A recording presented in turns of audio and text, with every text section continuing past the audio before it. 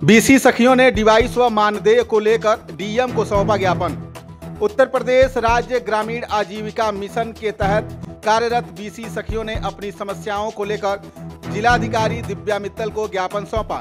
प्रमुख मांगों में डिवाइस निःशुल्क देने, मनरेगा मजदूरी निकासी की अनुमति, ग्राम सचिवालय में नियमित कार्य की सुविधा और 75,000 रुपए तक की कर्ज माफी, लंबित मानदेय भुगतान, आय में कटौती बंद करने और एसबीआई से जोड़ने की मांग शामिल है। ज्ञापन के साथ शासनादेशों की छाया प्रतियां भी संलग्न की गई थी। किन मुद्दों को लेकर के आप लोगों ने आज यहाँ प्रदर्शन किया है? हम लोग बीसी सखी हैं। एनआरएलएम के तहत बीसी सखी यानी सीएससी दिया गया है, बीसी सखी के रूप में चयन की गई। हम लोग सारी महिलाओं को एक L0 डिवाइस मिली है, वो पूरी तरफ से खराब हो चुकी है और हम लोगों को उसी के बदले L1 की डिवाइस दी जाए और निःशुल्क, क्योंकि हम लोग पैसा देकर खरीदने में असमर्थ हैं। दूसरी मुद्दा ये है कि हम लोग बीसी सखियाँ पूरी तरफ से काम नहीं कर पा रही हैं। हम लोगों को मनरेगा के तहत पैसा निकालने, मनरेगा की मजदूरी निकालने के लिए सचिवालय में बैठकर काम दिया गया था, वो हम लोगों को काम मिला नहीं है। हम लोग पूरी तरह से सुचारू रूप से काम नहीं कर पा रहे हैं।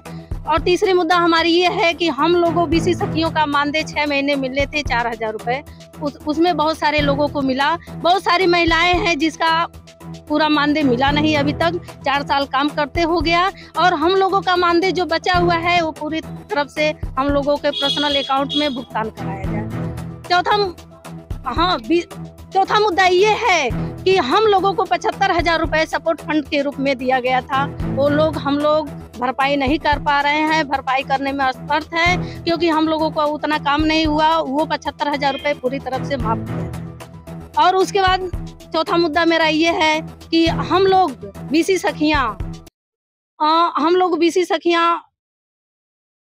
अगर आप लोग की मांगे पूर्ण नहीं होती तो आप लोग क्या करेंगे?